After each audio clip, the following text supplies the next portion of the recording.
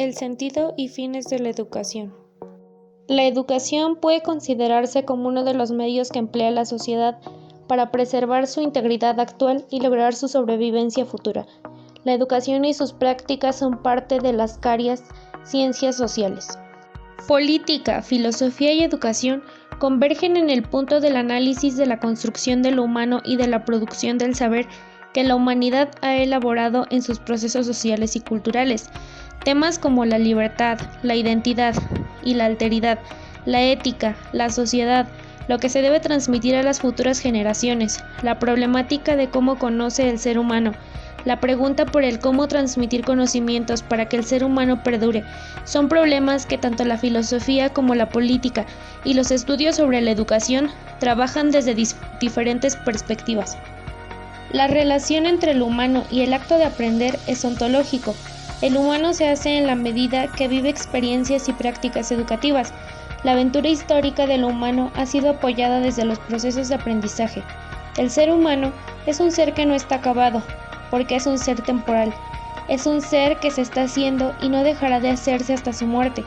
En este sentido ontológico, que el proceso de aprendizaje es fundamental para la humanización, para lograr el advenimiento del humano en cada sujeto que se constituye dentro de la especie. Kant señala que la educación es un proceso de formación esencialmente orientado a la construcción de una subjetividad crítica, capaz de asumir una posición racional y autónoma en el debate acerca de los principios sobre los que se sustentan las instituciones sociales. La filosofía de la educación estudia lo que la educación debe saber y también analiza lo que ahora es. Analiza la situación actual desde la perspectiva de las finalidades de la educación, lo que le permite adentrarse en las posibilidades todavía no realizadas y tan siquiera consideradas. Según Durkheim, este ha de ser el objetivo prioritario de la educación. Todo grupo humano establece unas normas sobre el comportamiento de sus miembros y los obliga a someterse a ellas. Gracias a la educación se consigue la cohesión, la unidad del grupo y se establecen las condiciones de su identidad y de su fuerza. Platón ofrece, entre otras cosas, una teoría social acerca del papel de la educación, en la cual ésta era un medio que genera lo mejor de la sociedad, requerido para gobernar al estado ideal. Para el sociólogo Durkheim, la educación era un medio para integrar y consolidar los lazos que aseguran a una sociedad estable. Dewey, la educación era un medio para facilitar lo que consideraba la clase más deseable de la sociedad, es decir, la democracia. Educar con base en una filosofía de la educación con sentido político es luchar contra los intereses creados por grupos sociales. Se intenta a través de la educación plantear alternativas que sobrepongan el interés colectivo y de los hombres concretos al consumismo, la ganancia y el capital. Kant considera que el ideal de progreso resulta consustancial a la pedagogía, pues en esta se halla naturalmente orientada a la promoción del cambio social.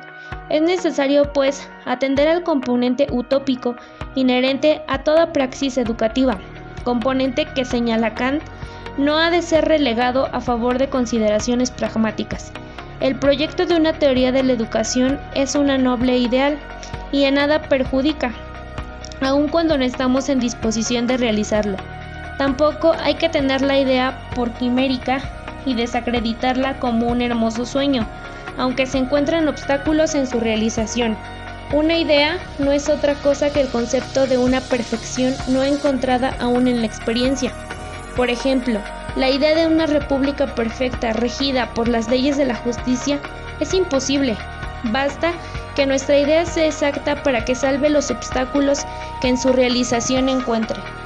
De este modo, el estudio filosófico sobre la educación se constituirá en una herramienta efectiva a emplear por el educador en su actividad cotidiana, tanto instructiva como formativa, la cual tendrá así la oportunidad de fundamentarse en el dominio y comprensión de rasgos y regularidades que objetivamente se encuentran presentes y actuantes en el accionar del sujeto en general y en especial en el ámbito educacional, partiendo desde la labor de motivación y concientización de qué es educación y para qué se educa por parte del maestro, pasando por la planeación y preparación de sus actividades docentes y extradocentes, y llegando hasta el momento mismo de la clase, la evaluación y sus impactos individuales y sociales ulteriores.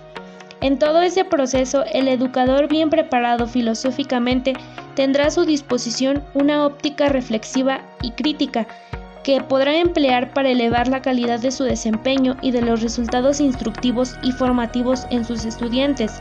Con ello, la filosofía para la educación dejará de ser un simple pasatiempo, una ocupación erudita sin relevancia práctica, una declaración de principio acerca de las finalidades de la educación, una enumeración memorística de políticas o deseos en este campo, para convertirse en un medio para comprender mejor, fundamentar más profundamente y elevar la eficiencia y eficacia de la labor educacional.